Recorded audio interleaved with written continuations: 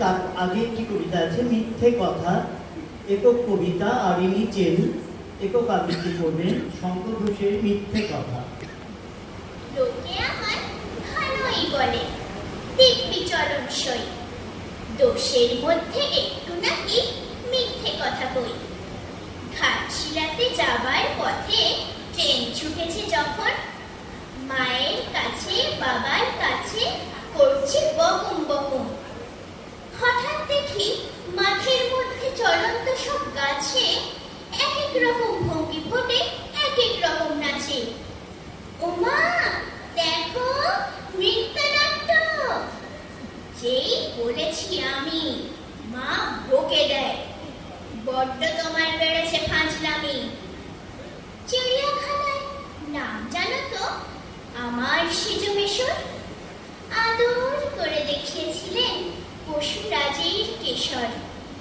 কদিন পরে চুন খসানো দেয়াল জুড়ে একই ঠিক অবিকল সেই রকমই মূর্তি যেন দেখি। ক্লাসের মধ্যে যেই বলেছি সুরঞ্জনার কাছে, জানিস আমার ঘরের মধ্যে সিংহ বাঁধা আছে। শুনতে পেয়ে দিদিমণি অমনি বলে, শোনো এসব কথা আর যেন না শুনি কখনো। বলি না তাই সেসব কথা, সামনে থাকি খুব, কিন্তু সেদিন হয়েছে কি এমনি বেয়াকুব, আকাশ পায় আবারও চোখ গিয়েছে আটকে। শরৎ মেঘে দেখতে পেলাম রবীন্দ্রনাথকে। বাহ, খুব সুন্দর। এবার শেষ কবিতা কবি দ্বিজেন্দ্রলাল রায়, নন্দলাল করবে মলিনাথ, সপ্তর্ষি এবং আরিনি। 1 মিনিট। মলিনাথ এটা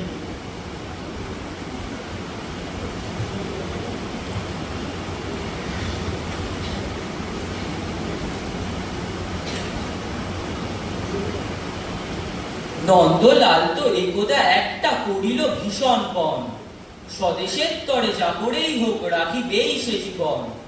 সকলে বলিল আহা হা, করো কি নন্দলাল?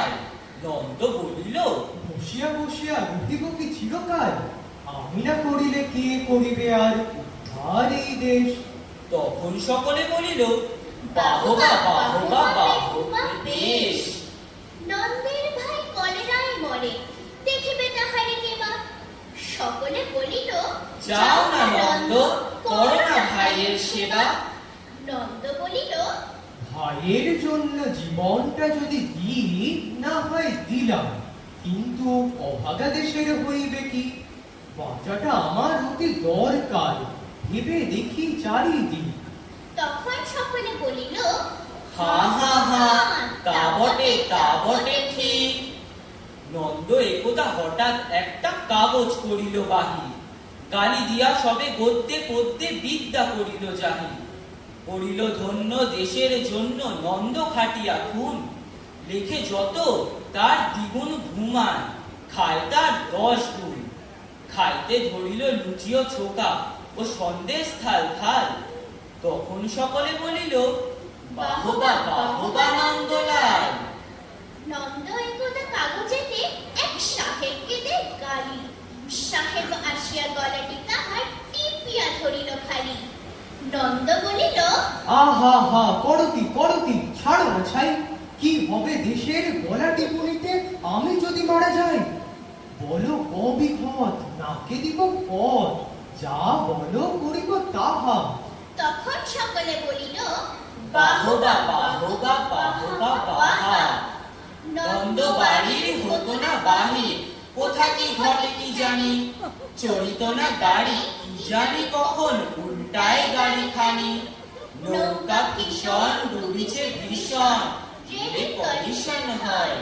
হাঁটুতে সর্প কুকুর আর গাড়ি চাপা পড়া ভয়। তাই শুয়ে শুয়ে কষ্টে বাঁচিয়ে রইল নন্দলাল। তখন সকলে বলিল ভালো রে নন্দ, বেঁচে থাক চিরকাল।